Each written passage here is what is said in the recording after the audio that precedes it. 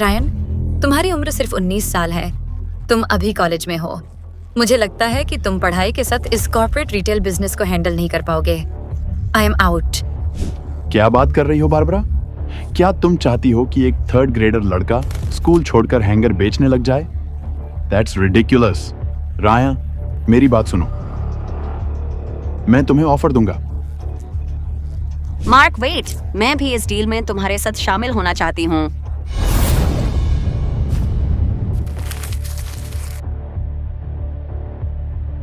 तो दोस्तों, देखा आपने, एक 19 साल के कॉलेज स्टूडेंट के स्कूल प्रोजेक्ट को लेकर शार्क टैंक के बड़े बड़े अरबपति आपस में भिड़ गए। लेकिन इस प्रोडक्ट की असली कहानी तब शुरू हुई जब यह लड़का सिर्फ 9 साल का था और तीसरी क्लास में पढ़ता था। जिस उम्र में ज़्यादातर बच्चे सिर्फ खेलते हैं, उसी उम्र में इसने एक ऐसी बड़ी प्रॉब्लम्स का सॉल्यूशन निकाला कि वॉलमार्ट भी हैरान रह गया। नतीजा ये हुआ कि पहली ही बार में उसे 4 लाख यूनिट का बड़ा ऑन ऑर्डर मिल गया।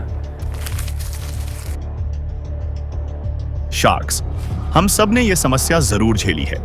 जब हम जल्दी में हैंगर से टी शर्ट या शर्ट खींचकर निकालते हैं तो उनकी नेकलाइन फैल जाती है, खराब हो जाती है या कभी कभी फट भी जाती है।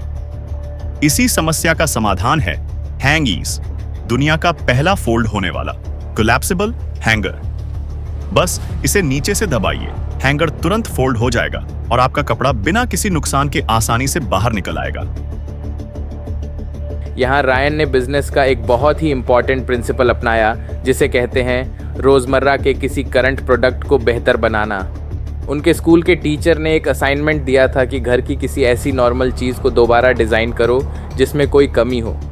रायन ने देखा कि नॉर्मल रिडेड नॉन फोल्डिंग कपड़ों के हैंगर एक बड़ी प्रैक्टिकल प्रॉब्लम पैदा करते हैं। इसलिए उन्होंने एक ऐसा सिंपल लेकिन हाईली यूज़फुल सॉल्यूशन रेडी किया जिसने इस प्रॉब्लम को दूर कर दिया।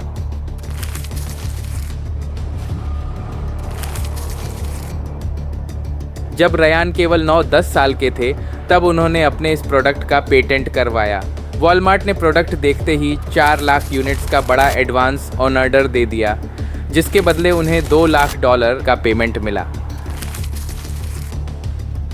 वॉलमार्ट इस प्रोडक्ट का 4 हैंगर का पैक $4 में बेचता था, यानी एक हैंगर की रिटेल प्राइस ऑलमोस्ट $1 थी। इसे बड़ी मात्रा में बनाने की लागत COGS बहुत कम थी, जिसके कारण इनका होलसेल मार्जिन लगभग 35% से 40% तक पहुंच रहा था। रयान ने केवल इसी एक डील से बचपन में लगभग $70,000 56 लाख रुपए का नेट प्रॉफिट कमाया। यदि आपकी प्रोडक्ट पोजीशनिंग और पेटेंट मजबूत हो तो वॉलमार्ट जैसी बड़ी कंपनी भी आपको एडवांस में पेमेंट करने के लिए तैयार हो जाती है। लेकिन इतनी बड़ी सफलता के बावजूद कुछ साल बाद यह बिजनेस ऑलमोस्ट ठहर गया। इसके पीछे 2 बड़े रियल रीज़न थे जिन्हें हर एंटरप्रेन्योर और रिटेलर को समझना चाहिए।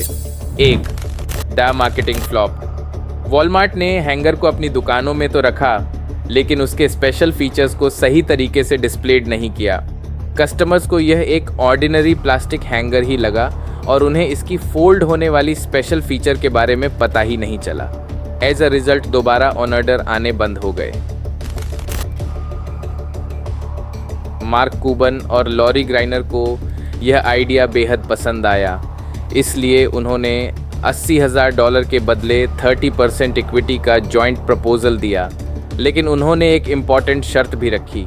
उनका कहना था कि जब तक इस डिज़ाइन का पूरी तरह safe and legal utility patent accepted नहीं हो जाता, तब तक वे इन्वेस्टमेंट की अमाउंट जारी नहीं करेंगे।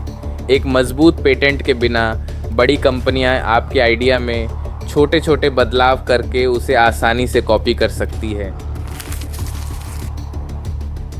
तो क्या शो के बाद यह इन्वेस्टमेंट पूरा हो पाया? अनफॉर्चुनेटली पेपर वर्क के दौरान ये डील पूरी नहीं हो सकी, लेकिन इससे रयान की कमर्शियल समझ बिल्कुल भी कम नहीं हुई। उन्होंने यह इम्पॉर्टेंट लेसन ली कि कोई भी अच्छा प्रोडक्ट केवल इसीलिए सफल नहीं हो जाता क्योंकि नया है। जब तक उसकी एंड कस्टमर तक सही मार्केटिंग नहीं होगी, तब तक वह लॉन्ग टाइम तक नहीं टिक सकता। रयान ने कुछ समय के लिए इस बिज़नेस को रोक दिया, अपनी पढ़ाई पूरी की और राइस यूनिवर्सिटी से MBA की डिग्री प्राप्त की। इसके बाद वे रिटेल मर्चेंडाइजिंग के एरिया में एक सफल एक्सपर्ट बन गए। उन्होंने साबित किया कि बिजनेस का एक्सपीरियंस कभी यूजलेस नहीं जाता। बचपन में 4 लाख हैंगर बेचने का रियल लाइफ एक्सपीरियंस ही आगे चलकर उनके कॉरपोरेट करियर की सबसे बड़ी ताकत बना।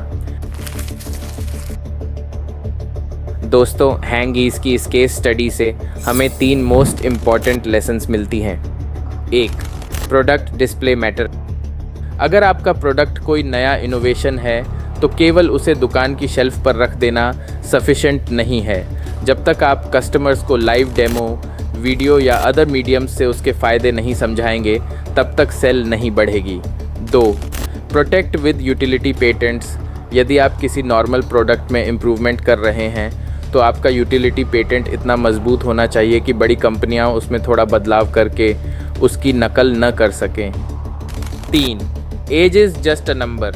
चाहे आप 3rd ग्रेड में पढ़ते हों या कॉलेज में, यदि आप किसी ऐसी बिजनेस प्रॉब्लम का सॉल्यूशन खोज लेते हैं जो हर घर में मौजूद है, तो आप सीधे वॉलमार्ट जैसी बड़ी कंपनियों के साथ भी बिजनेस कर सकते हैं। दोस्तों, स्कूल के एक साधारण प्रोजेक्ट से लाखों रुपए का बिजनेस खड़ा करने वाले रायन की यह इंस्पिरेशनल कहानी आपको कैसी लगी? कमेंट करके ज़रूर बताइए। अगर वीडियो पसंद आया हो तो इसे लाइक करें, चैनल को सब्सक्राइब करें और ऐसे ही बिजनेस केस स्टडीज़ के लिए हमारे साथ जुड़े रहें।